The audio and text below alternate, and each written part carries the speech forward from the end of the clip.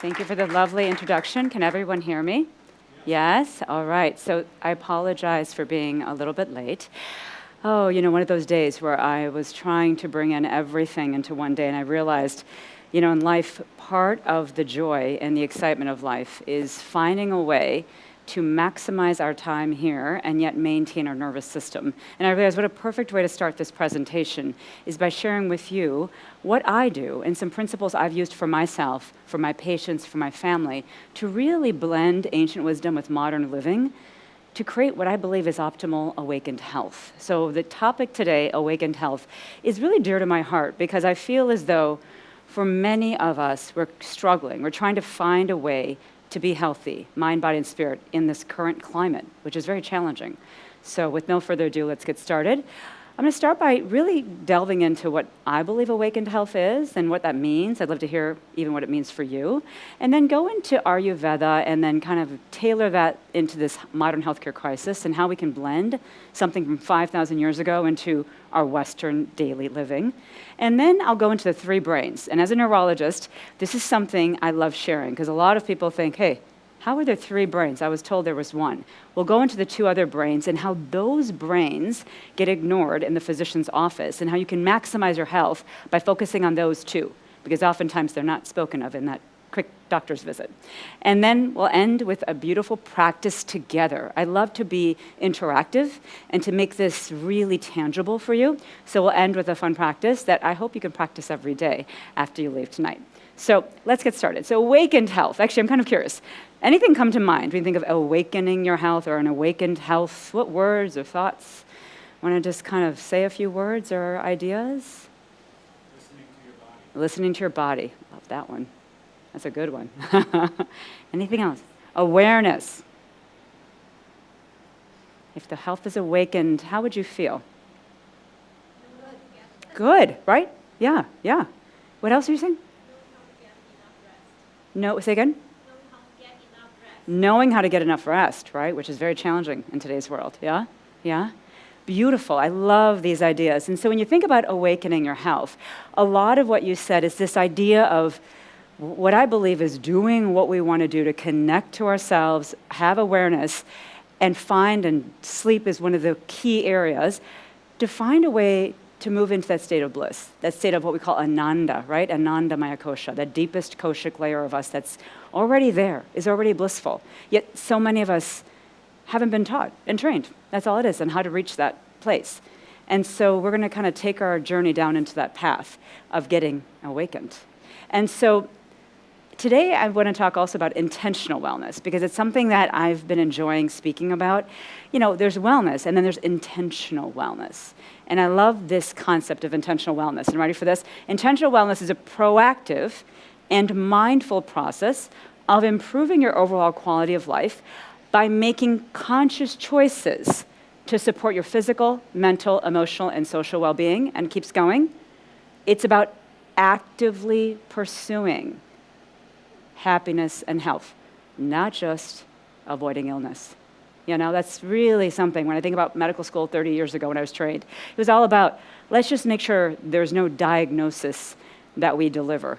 Make sure we don't have to prescribe a medication for that patient's coming in with a symptom. We didn't talk about actively pursuing health or actively pursuing happiness or saying to the patient, what makes you happy? What do you like to do that creates that sense of happiness and joy and fulfillment? So many people I meet nowadays, patients and clients alike, don't even know what makes them happy, aren't even sure what they can do to create happiness. So part of intentional wellness is actually looking for those things and then taking sustainable daily action to maintain that happiness, to maintain that health, right? And it's based on your own personal values and goals. So I love this concept, and I'm going to just kind of keep that in your mind as we're going further. So the dismal slide, I'm just going to tell you, and I saw you go, the state of the nation. Well, we're not doing so well. It's not so well here in the US. I'm going to go through these numbers, and I think it's just important to hear and keep reflecting on these numbers. 2014, we spent $3 trillion, with a T, trillion dollars on healthcare in the US, 17% of the GDP. 2020, $4.1 trillion, about 20% of the gross domestic product, GDP.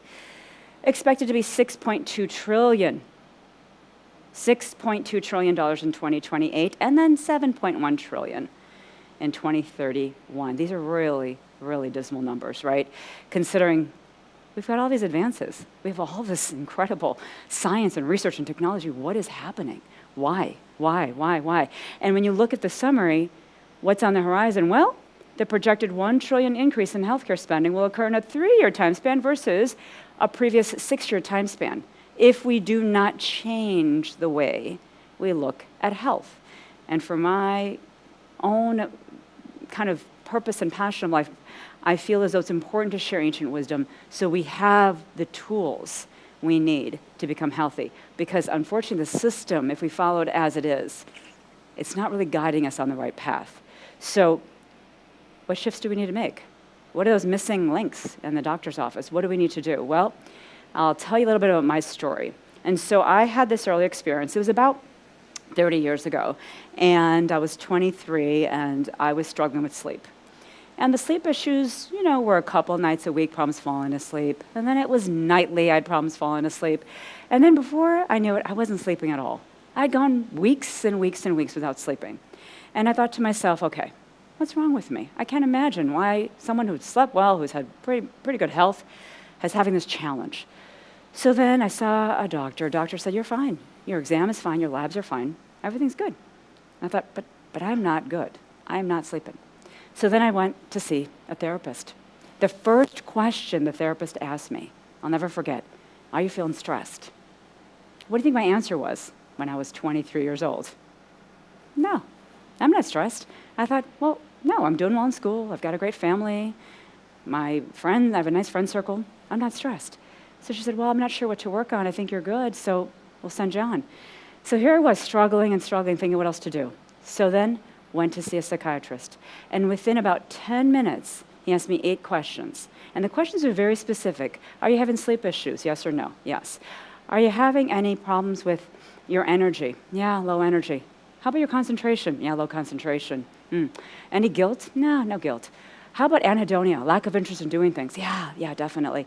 Psychomotor retardation, agitation, moving more slowly or quickly? Yeah, moving more slowly. Okay, yeah. Suicidal, homicidal? No. Okay, you said yes to 6 out of 8. You've got major depression. Here's Prozac. And that was a 10-minute visit. And I remember thinking after 3 months of not sleeping, wait. That's it? That's the answer. And I was a first-year medical student when I had this very interesting juxtaposition between a patient and being in the doctor's office. And the fascinating thing about that moment, I call that the kensho moment. Anyone heard of the word kensho? Kensho is a beautiful Japanese term, and it embodies the concept of being in a moment of challenge, in a moment where you want nothing but to get out of that experience because it's painful. Yet in the moment, in that kensho, if you can start to see, why is this happening for me? What is the meaning behind this pain? Then suddenly what happens over time is your kenshos become less painful, and you start to get awakenings and what we call satori moments, wake-up moments where you're like, oh, I just know why this is happening, and there isn't pain. And what I realized in that time, because I started reading some ancient textbooks, because I wasn't going to take that Prozac, I actually ripped up the prescription, and I said, I'm going to figure out what the answer is. Now, mind you, again, I was a first-year medical student. I was in this juxtaposition of, do I keep going down this path? Do I leave medical school? Or do I stay in med school and try to figure this situation out? And I stayed. And within a couple months following Ayurveda, I actually started sleeping again. And I'm 54 years old, no medications, sleeping well, no depression. And I think about how important that was for me to not only wake up, no pun intended, but to see the message behind that challenging time. So what the beauty of Ayurveda is, and a lot of ancient wisdom, is it gets you to go into and reflect yourself and understand, why is this happening, not to you, but for you. Does that make sense? It allows us to kind of get out of that sense of this is happening to me. And so with that, I study this ancient science. And I'm kind of curious, how many of you have read about Ayurveda, studied Ayurveda, familiar with it? Gosh, got a few here, yep. So Ayurveda, Ayur means life, and Veda is wisdom. So it's the wisdom of life, the wisdom of living.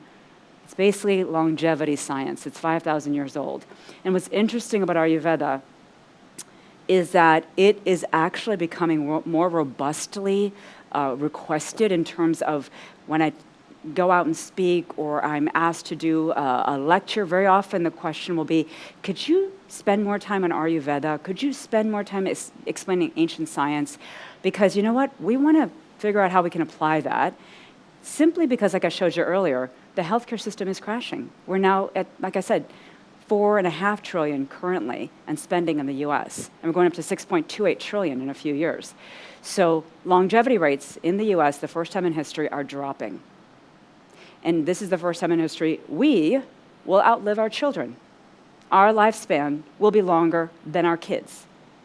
And that's not something to be taken lightly. First time in history, again, with all the technology and all the spending. So why not look back at the ancient longevity science and say, well, what were they saying thousands of years ago? And maybe we could use these principles to today. So this is the basic understanding. We're all made up of 5 elements: air, space, fire, earth, and water. Bless you. Air, space, fire, earth, and water. At birth, we're born into a nature, or what we call personality, a dosha. Air and space element individuals typically are more thinner in terms of their body frame, smaller frame, mover, goer, doer. If you're somebody that loves to have activities, you're one that enjoys socializing, you enjoy being creative, artistic, musical, you're one that doesn't really like to follow a routine, you're a Vata type, the VATA Vata type. Think about your type as I'm chatting through, because it'll help you understand your nature. The second type, the fire and water type, the Pittas, a little bit more determined, more muscular, competitive, driven. Pittas like to see what needs to get done and get in charge. They enjoy organizing things. They enjoy directing. They enjoy speaking. They're very clear. They're very intelligent. Pittas are also a little competitive. So if that's you, you're a Pitta type. Kaphas, bigger body frame, more relaxed, grounded. They love that one-to-one connection. They're not big like the Vatas are and having lots of people around them. They enjoy those more intimate connections, intimate interactions. Kaphas are more introspective. They're quieter, yet when they speak, they often speak very intelligently because they haven't been speaking as much, like the Vata, who talks a lot, sometimes too much. So the Vatas, a lot of energy. Kaphas, grounded. Does this make sense so far? So you've got the 3 types, and the earth and water type is the kapha. So the goal is to, number one, figure out, okay, who was I at birth? And then start to think through, who have I become? Because when symptoms occur, it's because we get pulled out of alignment. So back to my sleep story. When I was having problems falling asleep, that was my first indication that my nature was being pulled out of alignment. Problems falling asleep. Mind is on, mind is restless, too much wind energy. I was getting Vata imbalanced. And then I had problems falling and staying asleep. That's more of a Pitta imbalance. So once you start to understand, oh, these are energetic imbalances, that's why at the physical level, I was fine. Because physically, my body was fine. My examination was fine, my labs were fine. Energetically, I was imbalanced. And the challenge in the Western system is just, we don't look at energy, we're looking at the physical, right? Your doctor is looking for the physical imbalances. The beauty of Ayurveda is it catches things before they become physical. And even if things are currently physically imbalanced, you can still use Ayurveda to quiet the symptoms down. That's the beauty. So it can be used at any time, okay? So any questions? Does this make sense? Yeah? Okay. So then, I'm going to move into this idea of uncertainty because I've been hearing a lot of, individuals talking about their challenges with the current climate, with what's going on in the world, what's happening in the news, and I absolutely appreciate the challenges that everyone is having, myself included. And I wanted to just start with this concept of what I love in this line is something that if we can all resonate with, it'll help our nervous system, that the only certain thing in life is uncertainty. And yet, it's not that we want to control our environment, it's when we want to learn how to respond more effectively to the environment. Because in the end of the day, we're never going to be able to control the world around us, yet what we can do is manage ourselves so we don't respond in the same way to uncertainty. So knowing that, we're going to ask, how do we live life with uncertainty? How do we not absorb the energy of the news and the world and those around us that are feeling stressed and anxious, right? So Everything I know, the wars, climate change, tariffs are affecting us. But what I'll tell you is that this ancient thinker said this thousands of years ago, and this is the answer to managing uncertainty. Anyone know who this is? Good old Socrates. Socrates said one of the most beautiful things, an unexamined life is not worth living. And what we want to start doing is instead of looking everything out there and trying to fix all of those activators around us, let's look within and say, how can we become stronger? How can we become more resilient to the challenges around us versus trying to change the environment? And once we start to become more balanced, more even, more regulated with our nervous system, suddenly those external factors don't influence us as much. It's such a beautiful thing. And that's how we get awakened. That's how we reach that anandamaya kosha, that blissful state. So back to this. What we're going to start doing is thinking through each of our states. And I want you to start thinking about maybe how you've moved out of alignment. I'll have you take a quiz, and I'll have you kind of think through which current states you're in. So remember, there's 3 baseline states, vata, pitta, and kapha. You're born into one of the 3 as your dominant, and then in life you get pulled. How do you get pulled? Well, let's just say I'm born as a pitta. I'm a fire type, I'm competitive, I'm driven. Let's just say that's my nature. And then, I don't know, I go to medical school, and I start going to residency, and I'm on call, and I'm skipping my meals, and I'm going from hospital to hospital. There's no day, there's no night, there's just on, right? What do you think my nervous system is going to do with that? It's going to go into a state known as the windy, vata excess state, because I'm not turning on, I'm not turning off. I'm just constantly in this nebulous state where my system is not knowing what to do. Is it day, is it night? There's no circadian rhythm.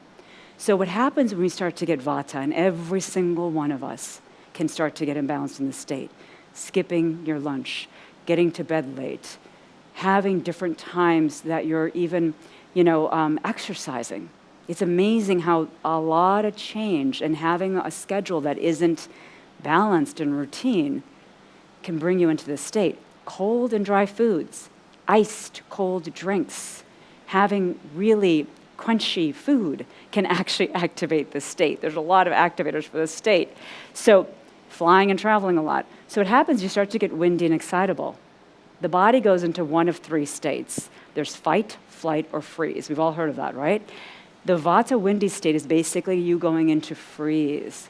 It's a protective state because your body is perceiving, well, if I'm not eating lunch and I'm getting to bed late, there must be danger, because why wouldn't I sit down and eat? Why wouldn't I go to sleep? There must be a bear chasing me. There must be something happening that I can't sit and eat.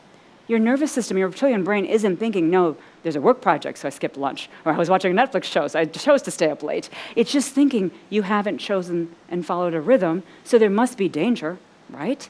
So reptilian brain isn't processing in the higher level. And all it does is say, oh, well, then let's put this person in a freeze state because danger is coming. So you literally physiologically go into this freeze state. You kind of curl up, neck gets tight, colon gets tight, mind starts to spin, anxiety, problems focusing, constipation, gas and bloating, you start to get cold. If anyone understands that state, that is the wind energy state, the vata state.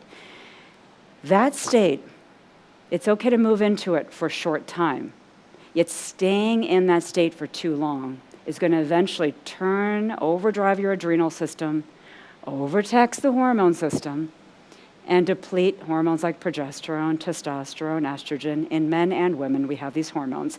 And unfortunately, you get into your 50s, and I have so many women, I don't know why my hormones are off. Why am I progesterone depleted? Why do I need the estrogen patch? It's because of years of living in state. That makes sense? The other state one can go into protectively is the fight state. That's pitta excess. You start getting angry, irritable. You start getting reflux and nausea. You start to feel just really heated in your body. That's fight state. And that state, in a similar way, if you've heard of, you've seen road rage, that's the fight state. Again, we can move in and out of state. It's how long we stay there that's a problem. And in that state, in a very similar fashion, you turn on your adrenals, and you start to run out of the hormones very, very quickly. And then the third state is the earthy, kapha. It's flight. I'm withdrawn, I'm congested, I'm heavy, I'm depressed. That's the third state.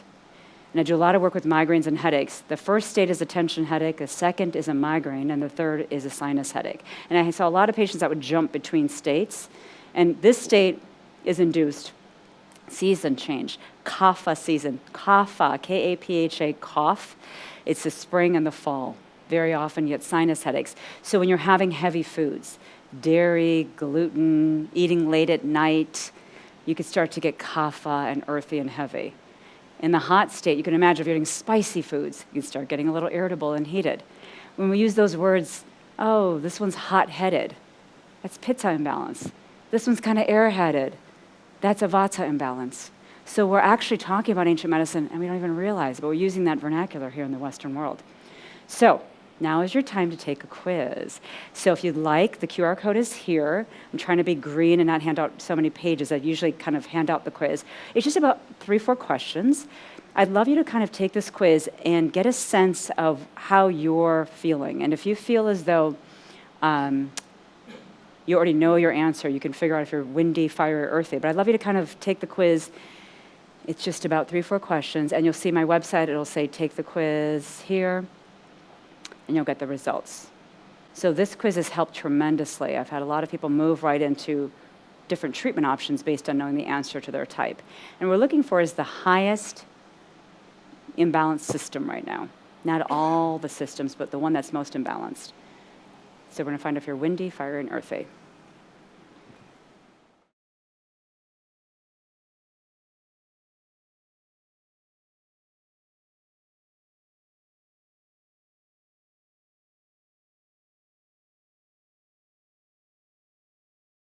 Okay, everyone done? Yeah? So I'm curious, how many windy personality types? Okay, how many fiery? We're all one of them. How many fieries? We have no fieries in the room, really? Darn, this is like the first. Wait, we got one? We have a salt. Oh, still doing the quiz. Okay, I want to influence the answers. So that'd be shocking. Yeah. It's fascinating going to different places and getting the. So I was at the university where I trained, and it was a group of residents and attendings. Yeah, you'll laugh. I was like, how many windy? How many fire? You know, can it be both? And then how many earthies? Like none. Like I don't think they're allowed to be even. And I went to a different place, and it was like half the room was earthy. I said, this is fascinating. It tells you so much about just the individuals, right, and the audience. It's fascinating. And I was like, what's interesting about these types is that you can go from windy, go, and then turn into the earthy type because your system gets depleted. Just like the fiery can go earthy. And then if you're windy, think of a campfire, wind can blow on the fire. So if you get anxious, you can start to get irritable. It's really beautiful to be able to jump into. The key thing is to figure out what's the most kind of prominent right now, and then you start to dig into the whys and how I got there, which we'll do a little bit. Okay, so any fieries pop up? We maybe don't have any. That's like first. Any earthies? Okay, we got a few earthies. All right. So while we kind of think through this, and before I go further, is there anything specific you want to ask me about being in that state? And I'm happy to answer, and we don't want to get medical and personal, but just anything about being in that state you have a question about so far, in terms of being earthy, being windy.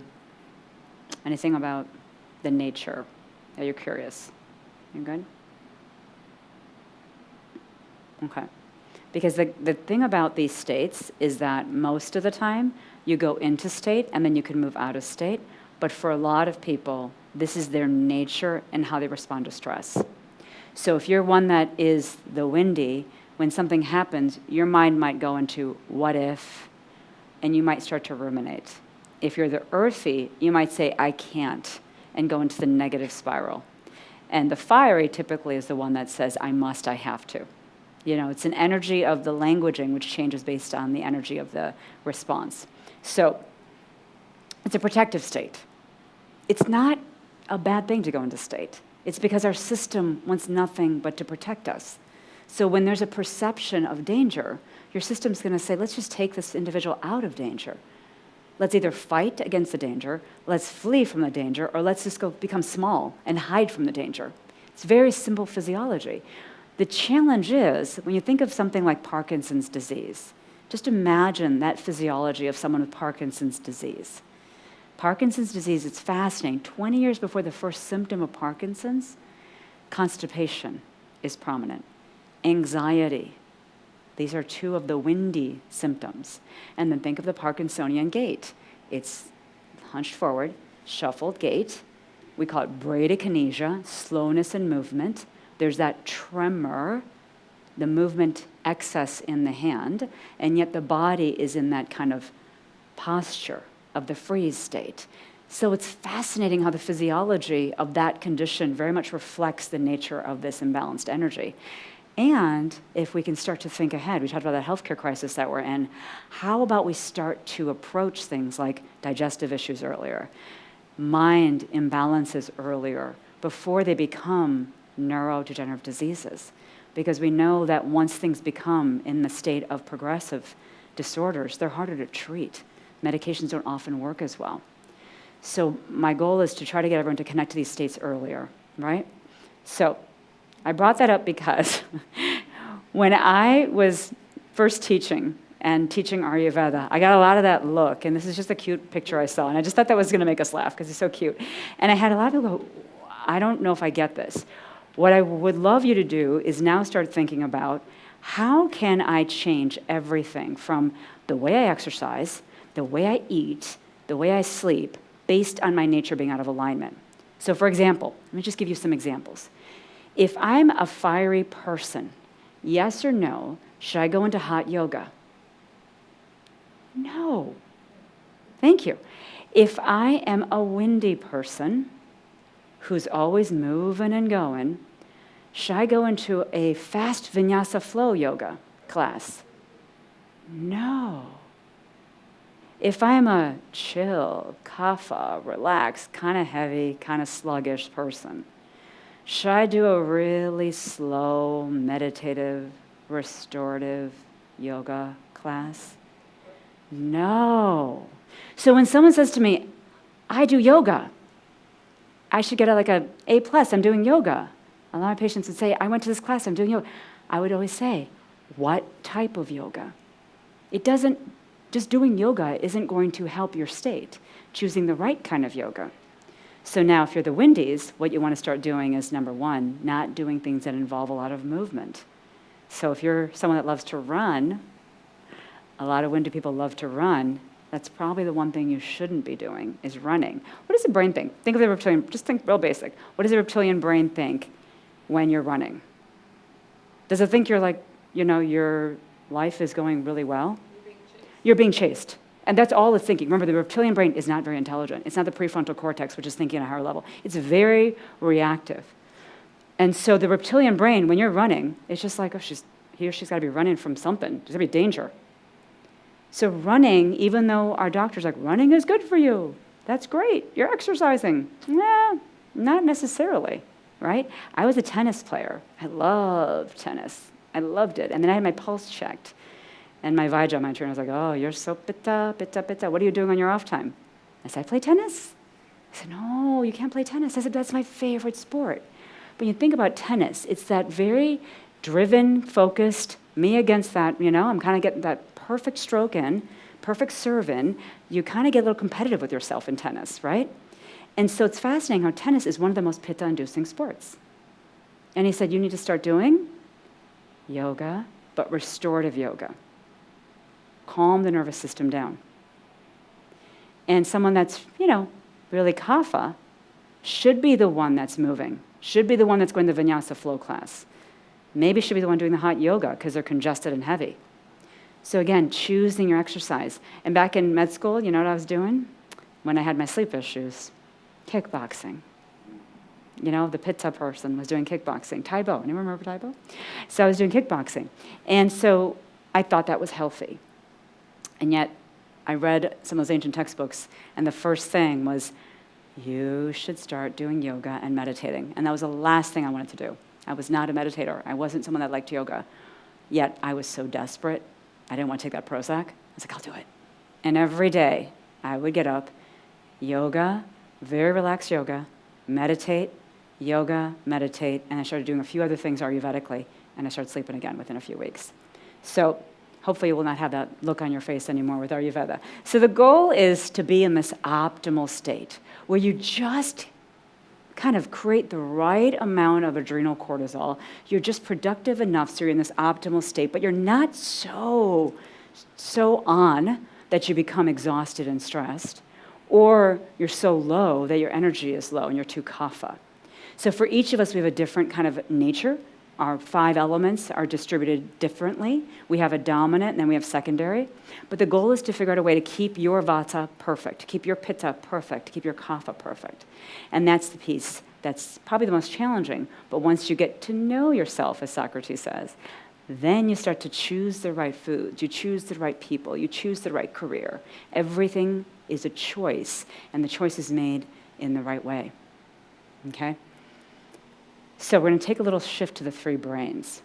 And this is something, as I was working with coaching clients and patients, I realized there's certain patients that are doing incredibly well, really well. And what I found is that they were balancing out not 1, not 2, but 3 of their brains. So the first brain is the central nervous system. It's how we think. It's the brain that most of us think about when you think of neurology. It's the brain that's in the head. It's organizing thoughts. It's executive function center. It's also the brain that's allowing you to interpret your world.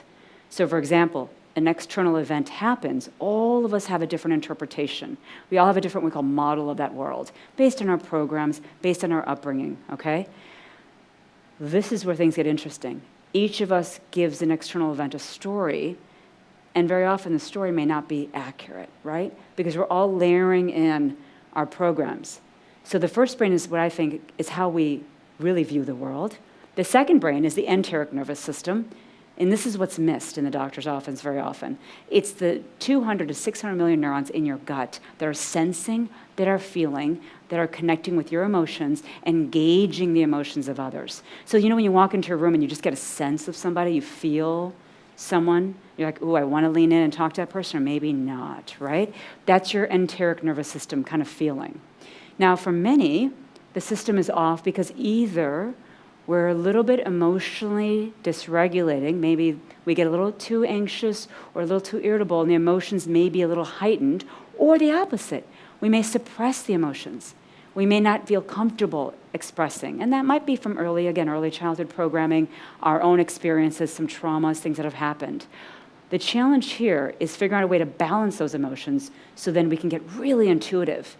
And then when you're intuitive, again, you go back to the right decisions. You start to think the right thoughts. You start to choose the right things. And again, the thing could be something as simple as, should I eat the sandwich or should I have a cup of soup? It might be, should I take this trip or should I not? Should I say yes to that job offer or should I not? This is all based on intuition and your gut guiding you. For me, it was back in the day when I was offered the Prozac and I said, no, I'm not going to take it. So my intuition guided me. There was something in my gut that was saying, no, that's not the right path for you.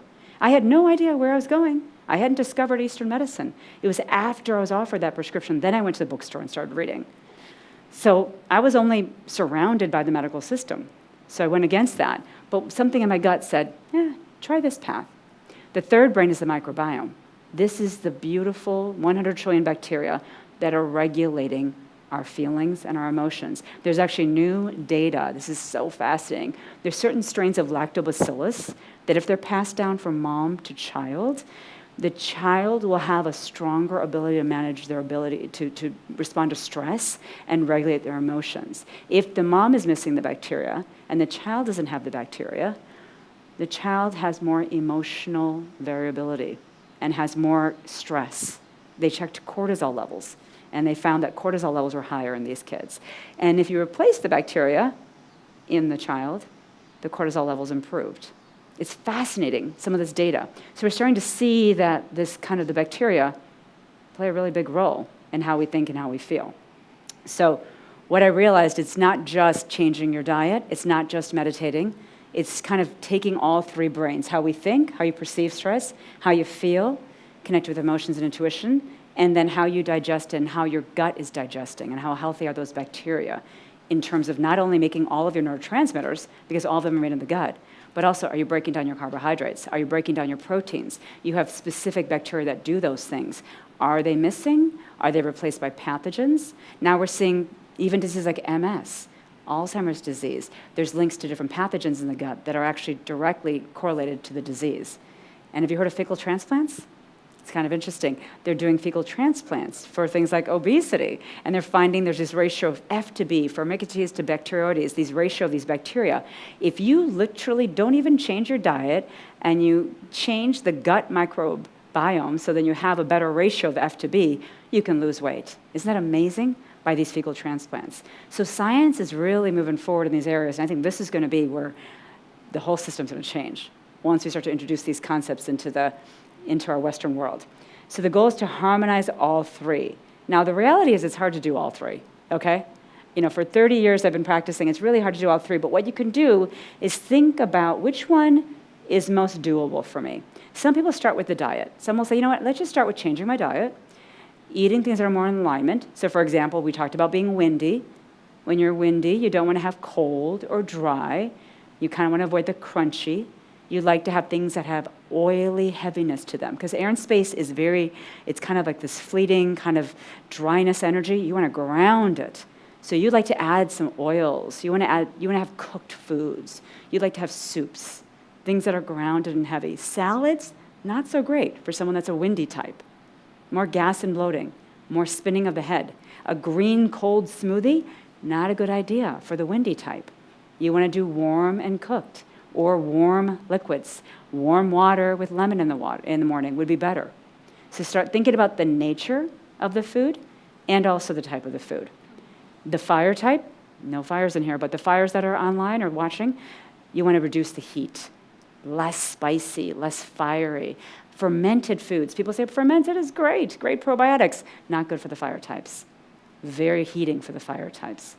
So they want more cooling. Think of watermelon, cilantro, cucumbers, cool them down. Coconut, cool them down, right? The kaphas, heavy, earthy, spice them up.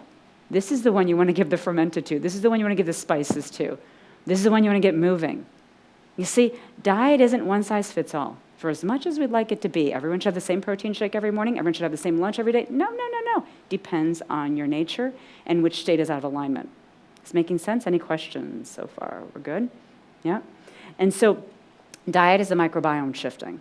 And then the next two are the ones that are a little bit more challenging.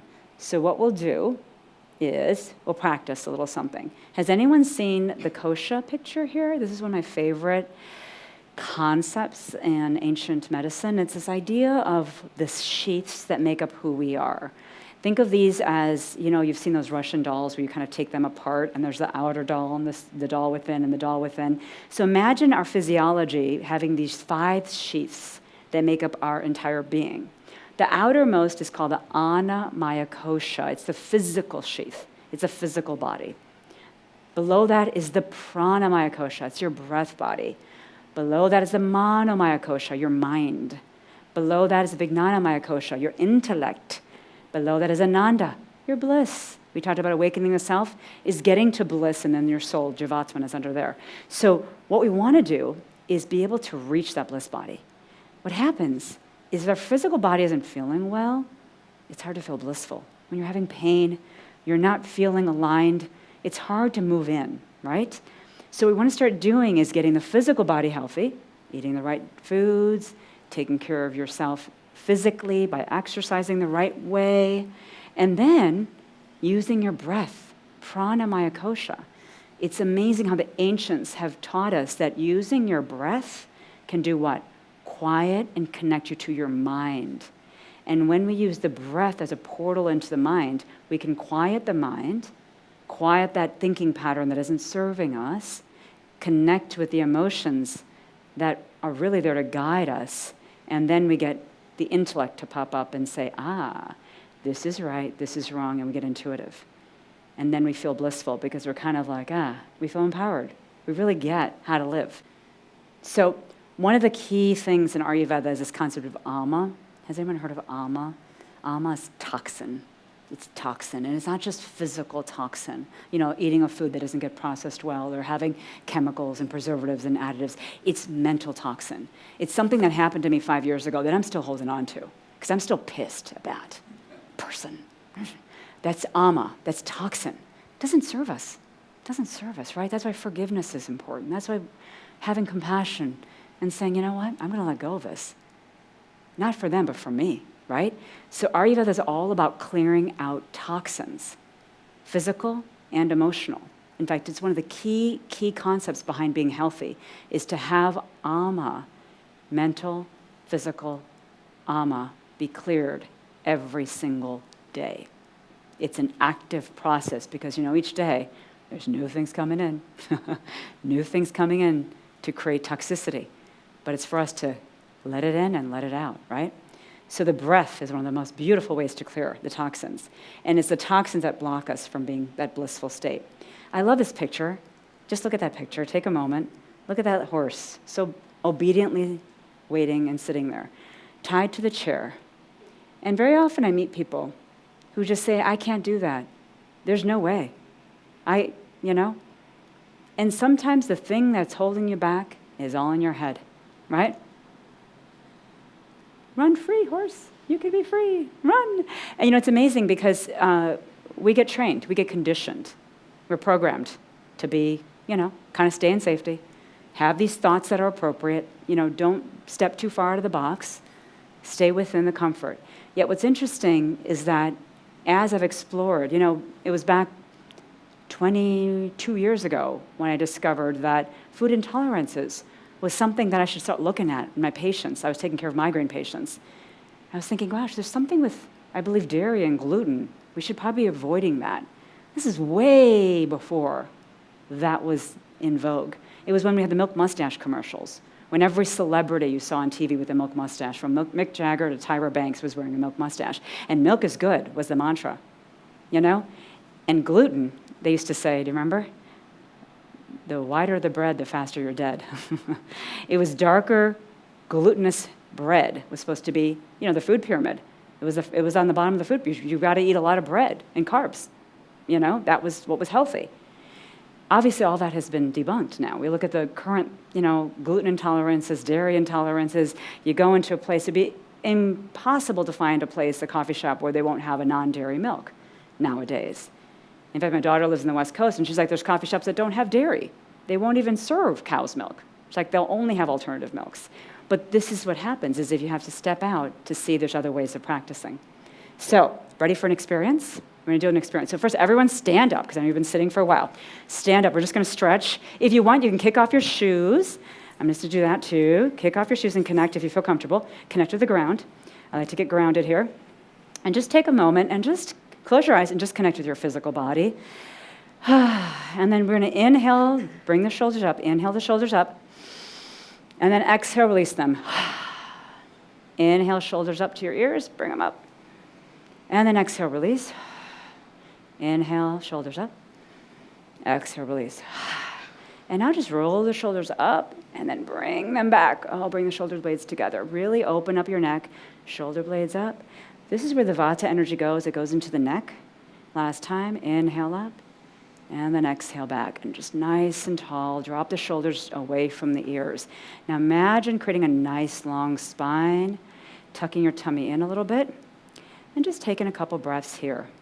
And if you'd like, just because you've been sitting, kind of just bring your arms and just hit the lower back. Just open up the spine a little bit before we do a breath technique. What you just feel physically. So whenever we do breath techniques, it's really important their physical body is feeling comfortable. If anyone goes and sits down right away and kind of goes into your breathing technique and the back is hurting or your neck is hurting, I always encourage you to clear the pain if you can as much as possible, and then do the technique of breathing. Okay, now you're a little open, because what happens is, back to the koshas, if the physical sheath is signaling discomfort, it's hard to move into breath, and then it's hard to move into a quieter mind, okay? So if you like, you could sit or you could stand for this next part of it. I'm going to just do a little demo. I'm going to show you this, what I think is one of the best techniques. Who's done reverse nostril? Anyone done reverse? Okay, perfect. So reverse nostril breathing, we're going to add something to it. I'm going to teach you the technique of reverse nostril, and then we're going to clear the mind. And this is something that I feel is really helpful when we get stuck in a pattern. So just right now, are you having, and you don't have to say it out loud, but any negative, repetitive thoughts that just keep coming up? Are you waking up thinking a certain something? I can't do this, or I can't believe that happened, or you're kind of thinking about a scenario that just keeps on spinning in your mind. And if you have that, just kind of Lock into what that is, okay? And then we're going to have you just practice this technique. And the beauty of this technique, did you know that your nostrils, it's interesting, when you breathe in and out through the left nostril, it's actually activating the right side of the brain, and the right nostril activates the left side of the brain. Every 90 minutes, your nostrils, you actually change in terms of where your breath. Your breath will be dominant on one side for 90 minutes, and then it'll be dominant on the other side. The goal is to have both hemispheres come into alignment. The challenge is, for most individuals, we're overly dominant on the left side. The left is that logical, detailed, organized, very outward part of us. It's very masculine side of us, and it's very sympathetically driven side of us. I actually did this test, it's called the WAVI brain mapping, and I found that pretty much every single patient I tested had left brain dominance, and then the more I read about that, it's actually a very common phenomena. The right brain is that creative, it's that intuitive, it's that, kind of that artistic and flowing side of us. It's the more parasympathetic side of us. So what we want to try to do is breathe so both hemispheres come into balance. So with the right hand, cover your right nostrils and just breathe in and out through the left. Do 3 breaths. Breathe in. And then exhale. And breathe in. And exhale. Breathe in. And exhale. Now change sides. Cover your left nostril. And breathe in. And exhale. Breathe in. And exhale. Last time, breathe in. And exhale. Did anyone notice one nostril was kind of more open than the other? And if you did, that's actually pretty normal. We often have one that is our dominant nostril, okay? What we want to do now is reverse the nostril breathing. And I'll show you first, and then I'll have you join me. It's really easy. So you're going to take your right hand. Your thumb is going to cover the right nostril.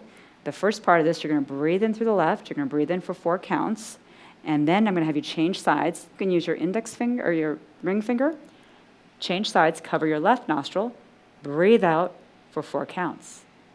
And then we're going to stay here. We're going to breathe in for 4 counts. Change sides. Exhale for 4 counts. Okay? So we'll do this together. Let's all start. We'll kind of stand up nice and tall, drop the shoulders down and away. Yeah, perfect. Cover the right nostril. Let's breathe in for 4. 1, 2, 3, 4. Change sides. Breathe out for 4. 1, 2, 3, 4. Stay here. Breathe in for 4. 1, 2, 3, 4. Change sides. Out for 4. 1, 2, 3, 4. Stay here. In for 4. 1, 2, 3, 4. Change sides. Out for 4. 1, 2, 3, 4. Stay here. Breathe in. Change sides. Exhale. Stay here. Inhale. Change sides, exhale. Stay here, inhale. Change sides, exhale. Beautiful. I'm just going to stop right there. Does that make sense? Anyone a little confused, or is that good? So that's a basic reverse nostril breathing. You want to try to do 4 counts, 4 counts. The more you practice it, this is so amazing for nervous system regulation. Yes? When you started, didn't you do Yeah. 4 and then you just breathe in and then the other side was out, right? So it's 4 for inhaling on the left. We changed sides. We went 4 to exhale on the right. We stayed on the right. Came in for 4, inhaling. Changed sides. 4, exhaling. Stay here. Inhale. And exhale. So you're basically kind of keeping that pattern going. And so what ends up happening is because we're equalizing the breath, the inhale and the exhalation, you're starting to create coherence in the brain. And we only did like 1 short round. What I want to do is add an intention. And then what I'd love for you to do and practice at home is to try to do this for 2 minutes a day. And it's a beautiful technique. You'll see if you practice it 2 minutes a day, and I'll add an intention. Every day for 21 days. There's data out of Mayo Clinic. Blood pressure goes down by 10 points if this is practiced. Now, they did it at Mayo Clinic for 6 weeks, and they did it a little longer. I believe it was about 8 minutes a day, so it's a little longer.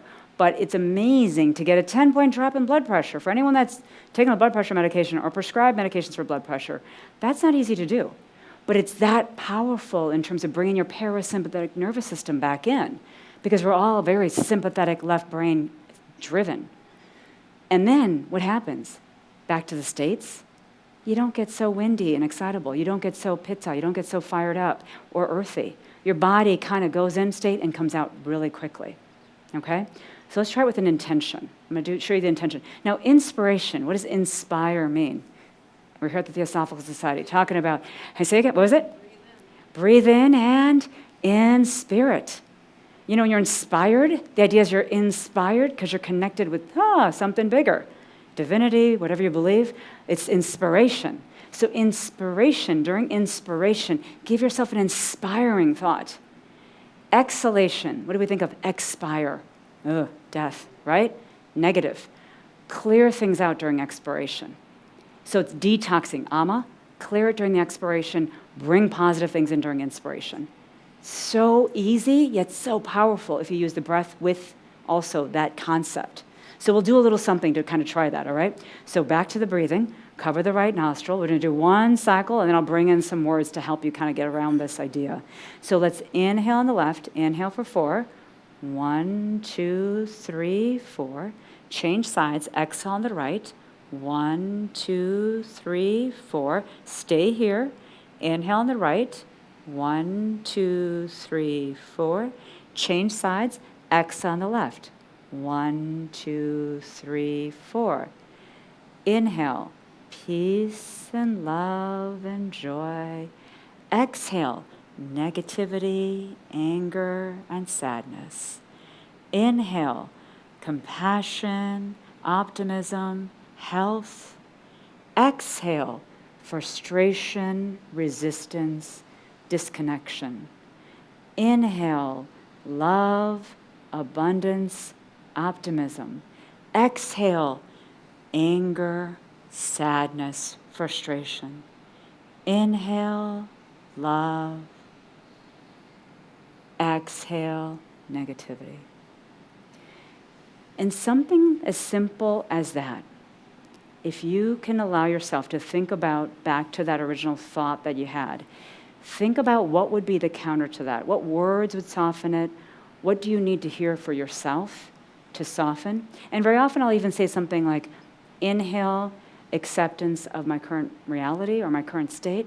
Exhale, any thoughts that aren't serving me. Inhale, peace and abundance and positive outcomes. Exhale, anything holding me back from reaching my goals. Anything. But remember, inhalation is positive, exhalation is clearing.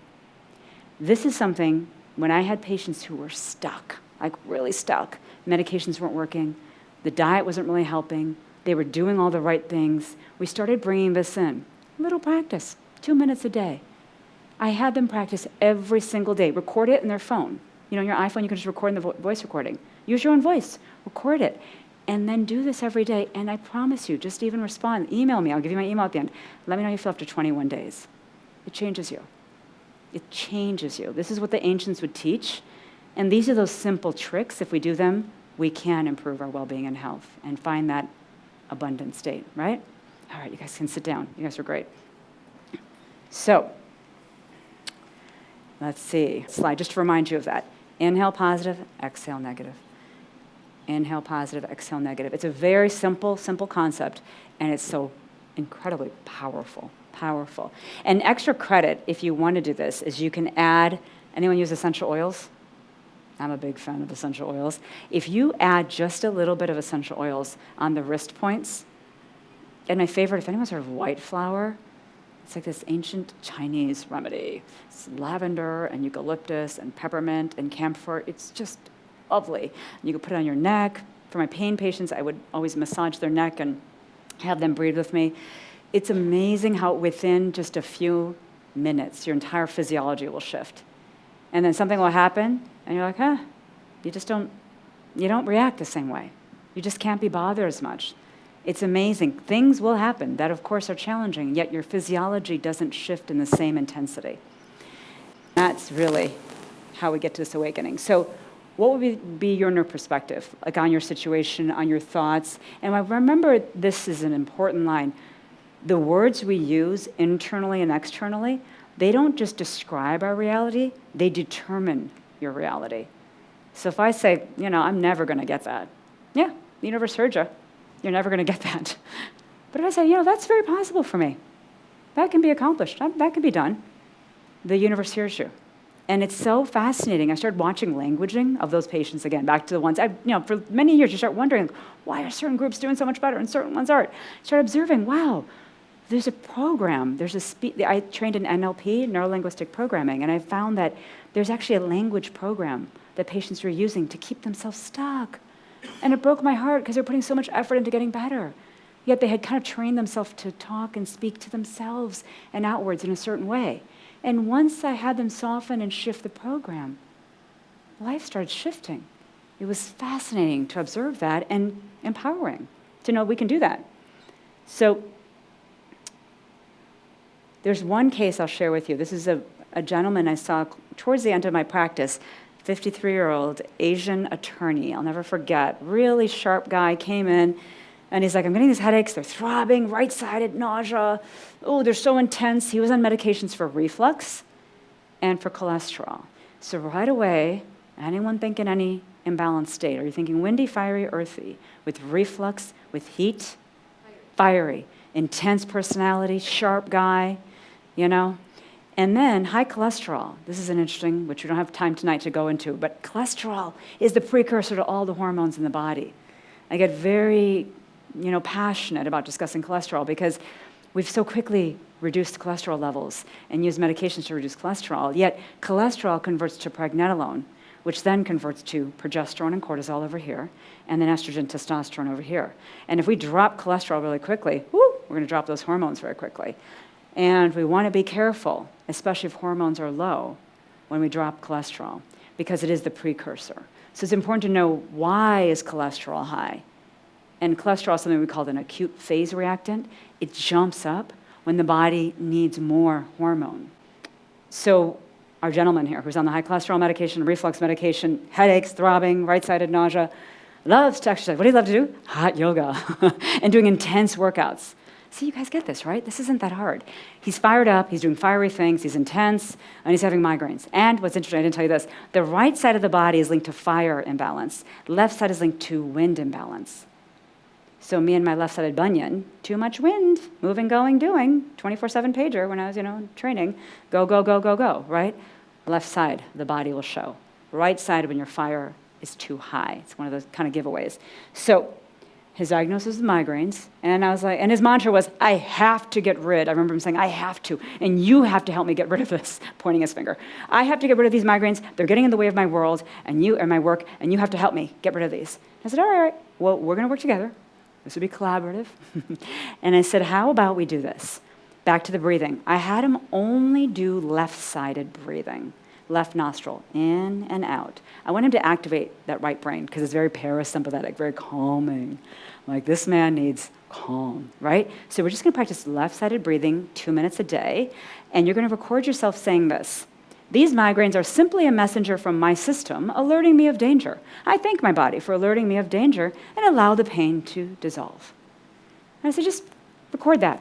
You may be not really aligning with that right now. Just say it. Can you work with me? Yeah.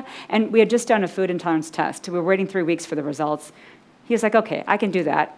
We kind of refill the same medications he was on. I said, just practice. Do me a favor. 3 weeks, every day, 2 minutes. Well, okay, we got it. So after he did that, after a month, his migraines went down by 30% in 1 month, 3 to 4 weeks. And I thought to myself, that's when I knew this all works. It wasn't just, I was actually clinically testing patients because we're waiting anyways for those results. I didn't want to change his medications because if he had a gluten intolerance, I was going to take him off of gluten in a few weeks. I was like, let's just do this while we're waiting. Amazing, right? Kind of cool. So what we're going to do, I'm going to give you guys a home practice. To awaken the health, we're going to create that resilient self to manage uncertainty, right? Because the only thing certain in life is uncertainty. and we're going to connect with that bliss body. Consider that natural personality state you had, that windy state, that earthy state. Let's think about that as your energy you'd like to bring into harmony. What steps are you going to take now to strengthen it? Maybe you'll change your diet a little bit. Maybe you'll change your exercise a little bit. Maybe you'll do a little breathing. I would love to challenge every single one here to do 21 days, 2 minutes a day, and email me at the end of 21 days. I would love to hear from you. It would make me so happy. And if you can bring in a positive, clear a negative, whatever comes to mind. This doesn't have to be fancy. Anything you want to say that makes you feel good. Anything you want to clear that isn't serving you. I clear this thought. I bring this in. Doesn't have to be fancy. And then how can you utilize this to be so compassionate for yourself that you can be then compassionate with those around you that are coming to you in state? You know, you're going to have that windy person come up, that fiery person cut you off on the road, someone a little earthy at work that's not doing their job. How are we going to be more compassionate with them? Because we're more compassionate with ourselves. This is the beauty of this. The more you get to know you, the more you regulate you, the more you can balance and create harmony around those around you. And then what we become is attractors. We start to attract more and more people that are balanced and in that same vibrational energy. So we're done. Thank you for your patience. I would love to hear from you. Email is ask@truptigokanimd.com. Website, Trupti Gokani MD. And I have like podcasts and things like that you can watch. I love this quote by Rumi. You guys might have heard this quote. Yesterday I was clever, so I wanted to change the world. Today I am wise, so I am changing myself. Right? How about that?